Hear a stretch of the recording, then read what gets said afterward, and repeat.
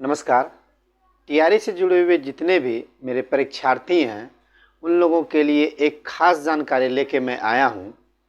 तो प्रथम तो मैं आप लोगों को बता देना चाहता हूं कि बिहार लोक सेवा आयोग के द्वारा जो टीआरई 3 की परीक्षा होने वाली थी उनका तिथि विभाग के द्वारा घोषित कर दिया गया है। वह तिथि, पहला तिथि है आपका 15 मार्च 2024 और दूसरा तिथि है 16 मार्च 2024 है। 15 मार्च को जो परीक्षा होगी वह 2 पाली में होगी और 16 मार्च को 1 पाली में होगी। तो आज जो बिहार लोक सेवा आयोग ने एक प्रेस विज्ञप्ति के माध्यम से आप लोगों को जानकारी दी है, वह जानकारी बहुत ही खास है आप लोगों के लिए।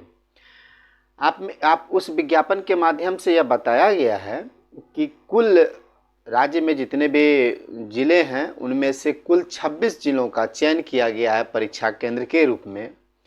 साथ ही बिहार लोक सेवा आयोग ने यह आदेशित कर दिया है, अपने पत्र के माध्यम से यह सूचना प्रेषित कर दी है कि 7 मार्च 2024 से आप अपना ई प्रवेश कार्ड डाउनलोड कर सकते हैं।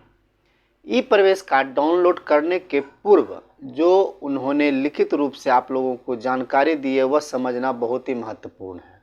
तो उन्होंने साफ शब्द में कहा है कि जब आप एडमिट कार्ड डाउनलोड करने के लिए किसी कैफ़े में या अपने घर में डाउनलोड करते हैं तो उसमें ध्यान देने योग्य बात है कि आपका जो एक फ़ोटो होगा जो कि 25 केबी का होगा, उतना का फ़ोटो डाउनलोड करके ही आप एडमिट कार्ड को प्रिंट आउट करेंगे। साथ ही एक जो विशेष जानकारी है वह यह है कि डाउनलोड करने के पूर्व आपको अपना जो डिटेल्स है उस डिटेल्स को भली भांति जांच कर लेना है।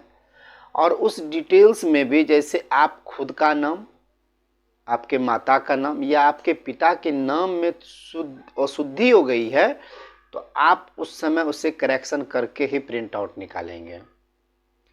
जल्दबाजी में हम लोग प्रिंट आउट निकाल लेते हैं, तब पता चलता है कि नहीं, मेरे नाम में अमुक चीज़ की कमी रह गई या मेरे माता के नाम में या मेरे पिता के नाम में। तो देखिए, किसी भी कार्य को करने के पूर्व अगर हम सावधानी से उस कार्य का संपादन करेंगे तो निश्चित रूप से सफलता प्राप्त होगी। तो चूँकि बार बार आपको आयोग या आदेशित कर रही है या निर्देश दे रही है तो उसके बावजूद भी हम गलती करते हैं तो ये हमारी बहुत बड़ी भूल होगी। अभी आपके पास एक अच्छा विकल्प है। यह सूचना उन लोगों के लिए है जिनका कि खुद के नाम में, माता पिता के नाम में त्रुटि है, उनके लिए। जिनका त्रुटि नहीं है उन्हें कुछ नहीं करना है, वह प्रिंट आउट अपना 25 केबी का फ़ोटो डाल के प्रिंट आउट निकाल लेंगे। साथ ही विभाग ने यह भी जानकारी दे दी है कि अब आप लोगों का जो जिला, अभी तो जिला पता चल जाएगा, केंद्र के बारे में ये तो पता नहीं चलेगा। तो केंद्र से संबंधित जो जानकारी है वह विभाग ने 12 मार्च 2024 से बताने का, जानकारी देने का इसमें आदेशित किए हैं। यानी कि अभी जैसे आप एडमिट कार्ड डाउनलोड कीजिएगा तो उसमें आपको पता चल जाएगा कि मुझे कौन सा जिला मिला है और कौन सा केंद्र कोड है, लेकिन यह केंद्र कोड किस नाम से होगा इसकी जानकारी अभी नहीं मिलेगा। इसकी जानकारी आपको 12 मार्च 2024 से मिलना शुरू हो जाएगा। और साथ ही यह जानकारी मैं आपको दे रहा हूं कि अंतिम जो है आपका ई एडमिट कार्ड वह 14 मार्च 2024 तक ही निकलेगा। तो उतना दिन का इंतज़ार नहीं करना है, हमें पूर्व में ही इसे निकाल लेना है। एक बात और मैं, जो कि मुझे बहुत ही महत्वपूर्ण लग रहा है, मैं बता दूं। तैयारी तो सब लोग कर रहे हैं और मेहनत मैं किसी का कम नहीं कहूँगा, सब लोग अपने तरफ से अच्छे तैयारी करते हैं। प्रायः मुझे एक चीज़ देखने के लिए मिलता है कि कुछ ऐसे परीक्षार्थी होते हैं जो कि समय पे केंद्र पे नहीं पहुंच पाते हैं।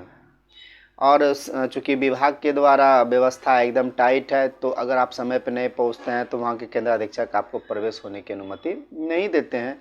तो वैसे स्थिति में जो बच्चे सफ़र कर जाते हैं तो उन्हें तो खैर बहुत ज़्यादा बुरा लगता है, साथ ही हम लोगों को भी बुरा लगता है कि इतना सारा जानकारी होने के बावजूद भी आप समय पर नहीं पहुँचे। तो मैं उन तमाम परीक्षार्थियों से यह गुजारिश करूँगा कि एग्ज़ाम सेंटर अगर आपका दूर है तो आप एक दिन पूर्व ज़रूर पहुंच जाएं। हर हाल पे आपको केंद्र पे जो निर्धारित समय है उस समय से आपको 1 घंटा पूर्व पहुंच ही जाना है। अगर आप समय पर पहुंच जाते हैं तो किसी प्रकार की आपको परेशानी नहीं होगी। तो बहुत सारे ऐसे भी हमारे स्टूडेंट हैं जो कि पूर्व में भी इस परीक्षा में TRE 1 या TRE 2 में शामिल हो चुके हैं, तो उन्हें तो बहुत सारी चीज़ों की जानकारी होगी।